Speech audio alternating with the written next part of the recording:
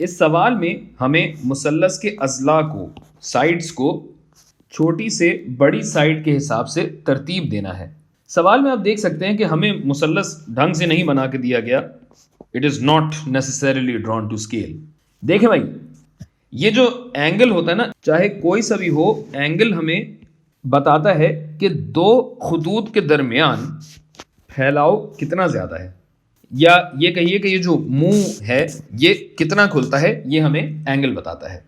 जाहिर है जितना बड़ा एंगल होगा उतना ही ज़्यादा मुंह खुला हुआ होगा, और एक पॉइंट को दूसरे पॉइंट तक मिलाने के लिए एक बड़ा ख़त खींचना पड़ेगा।